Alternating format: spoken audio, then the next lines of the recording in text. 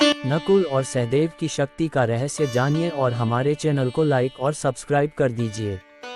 महाभारत में कई घटना, संबंध और ज्ञान विज्ञान के रहस्य छिपे हुए हैं। महाभारत का हर पात्र जीवंत है, चाहे वह कौरव, पांडव, कर्ण और कृष्ण हो या धृष्टद्युम्न, शल्य, शिखंडी और कृपाचार्य हो।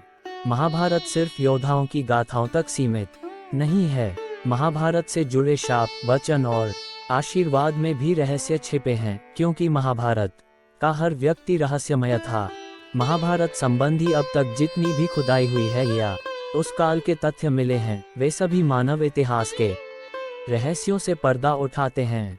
किसी भी देश के इतिहास को धर्म के चश्मे से नहीं देखा जा सकता है। आओ हम जानते हैं महाभारत काल के ऐसे दो लोगों के बारे में जिनके बारे में कम ही लोग जानते हैं। उन दोनों ही योद्धाओं में अद्भुत क्षमता थी। वे आम मनुष्यों की तरह मनुष्य नहीं थे, वे कुछ और ही तरह की क्षमता से संपन्न थे। उन दोनों का नाम है नकुल और सहदेव। आओ इनकी चमत्कारिक शक्ति के पहले जान ले इनके जन्म और जीवन का रहस्य। अगले पन्ने पर नकुल और सहदेव 5 पांडवों से 2 नकुल और सहदेव दोनों ही माद्री अश्विन कुमार के पुत्र थे, लेकिन उनको पांडु पुत्र माना जाता है क्योंकि माद्री पांडु की पत्नी थी। धृतराष्ट्र के बड़े भाई पांडु थे। पांडु को शाप था कि वह जब भी अपनी पत्नी कुंती या माद्री के साथ सहवास करेंगे तुरंत ही मृत्यु को प्राप्त हो जाएंगे। इसीलिए कुंती को प्राप्त मंत्र शक्ति के बल पर 4 पुत्र उत्पन्न हुए और वही मंत्र विद्या उन्होंने माद्री को बताई, जिसने उनको 2 पुत्र हुए। इस तरह दोनों को 6 पुत्र मिले, जिसमें एक कर्ण भी थे। कौन थे अश्विनी कुमार? ये 33 देवताओं में से 2 थे, जिनको अश्विनी का जुड़वा पुत्र माना जाता था। पहले का नाम नासत्य और दूसरे का नाम दस्त्र था। उल्लेखनीय है कि हिंदुओं के प्रमुख रूप से 33 ही देवता हैं, 33 करोड़ नहीं। जब नकुल और सहदेव का जन्म हुआ तब आकाशवाणी हुई कि शक्ति और रूप में ये जुड़वा बंधु स्वयं जुड़वा अश्विनों से भी बढ़कर होंगे। अगले पन्ने पर जानिए नकुल की शक्ति का राज। नकुल का परिचय। पांडु पत्नी माद्री के जुड़वा पुत्र में से एक नकुल हैं। नकुल सहदेव से बड़े थे। दोनों को ही अश्विनी कुमारों के औरस और पांडु के क्षेत्रज पुत्र कहते थे। मद्र देश के राजा शल्य नकुल सहदेव के सगे मामा थे। शल्य श्री राम के कुल से थे। शल्यु कौरवों की ओर से लड़े थे। नकुल के नाम का अर्थ है परम विद्वान। उनके पिता अश्विन कुमार की तरह की नकुल ने धर्म, नीति और चिकित्सा शास्त्र में दक्षता हासिल की थी। मूल रूप से वे पशु चिकित्सक थे। नकुल ने ये शिक्षा गुरु द्रोणाचार्य से ली थी।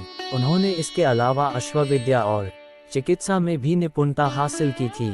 अज्ञातवास के दौरान नकुल ने भेष बदलकर ग्रंथिक नाम से महाराज विराट की राजधानी उपप्लव्य की घुड़शाला में शाही घोड़ों की देखभाल करने का काम किया था। नकुल तलवारबाजी और घुड़सवारी की कला में पारंगत थे। माना जाता है कि वह वर्षा में बिना जल को छुए घुड़सवारी कर सकते थे। माना जाता है कि वे चंद्रवंशी होकर यदुकुल के थे। उनका द्रौपदी से विवाह हुआ था। द्रौपदी से उनके शतानी नाम के एक पुत्र भी हुए। इसके अलावा उनकी एक और पत्नी थी जिसका नाम करेनुमती था, जिससे उनको निर्मित्र नाम के पुत्र की प्राप्ति हुई। करेनुमती चेदिराज की राजकुमारी थीं। नकुल अत्यंत ही सुंदर थे, इसीलिए उनको उनके रूप पर घमंड था। उनकी सुंदरता के कारण उनकी तुलना कामदेव से की जाती थी। इस घमंड के कारण ही स्वर्ग जाते समय मार्ग में ही उनकी मृत्यु हो गई। अगले पन्ने पर जानिए सहदेव की चमत्कारिक शक्ति। सहदेव पांडु पत्नी माद्री के जुड़वा पुत्र में से एक सहदेव हैं। इनके भाई का नाम नकुल है। ये भी अपने पिता और भाई की तरह पशुपालन शास्त्र और चिकित्सा में दक्ष थे और अज्ञातवास के समय विराट के यहाँ इन्होंने भी पशुओं की देखरेख का काम किया था। ये गाय चराने का कार्य भी करते थे। महाभारत युद्ध में सहदेव के अश्व के रथ के अश्वतितर के रंग के थे और उनके रथ पर हंस का ध्वज लहराता था। माना जाता है कि मृत्यु के समय उनकी उम्र 105 वर्ष की थी। सहदेव अच्छे रथ योद्धा माने जाते हैं। त्रिकालदर्शी थे सहदेव। सहदेव ने द्रोणाचार्य से ही धर्मशास्त्र, चिकित्सा के अलावा ज्योतिष विद्या सीखी थी। सहदेव भविष्य में होने वाली हर घटना को पहले से ही जान लेते थे। वे जानते थे कि महाभारत होने वाली है और कौन किसको मारेगा और कौन विजयी होगा। लेकिन भगवान कृष्ण ने उसे शाप दिया था कि अगर वह इस बारे में लोगों को बताएगा तो उसकी मृत्यु हो जाएगी। सहदेव की कुल 4 पत्नियां थीं, द्रौपदी, विजया, भानुमति और जरासंध की कन्या। द्रौपदी से श्रुतकर्मा, विजया से सुहोत्र पुत्र की प्राप्ति हुई। इसके अलावा इके 2 पुत्र और थे जिसमें से एक का नाम सोमक था। सहदेव के नाम से 3 ग्रंथ प्राप्त होते हैं, व्याधिसिंधुमर्दन, अग्निस्त्रोत, शकुन परीक्षा। सहदेव कैसे बन गए त्रिकालदर्शी, जानिए एक रहस्य। कैसे मिली शक्ति? सहदेव के धर्मपिता पांडु बहुत ही ज्ञानी थे। उनकी अंतिम इच्छा थी कि उनके 5 बेटे उनके मृत शरीर को खाएं ताकि उन्होंने जो ज्ञान अर्जित किया है वह उनके पुत्रों में चला जाए। सिर्फ सहदेव ने ही हिम्मत दिखाकर पिता की इच्छा का पालन किया। उन्होंने पिता के मस्तिष्क के 3 हिस्से खाए।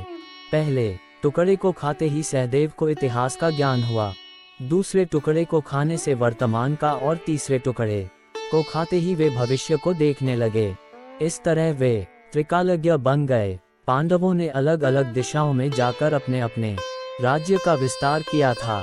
सहदेव ने त्रैपुर एवं पौरवेश्वर राजाओं को परास्त कर दक्षिण भारत के समुद्र तटवर्ती राजाओं को परास्त किया था।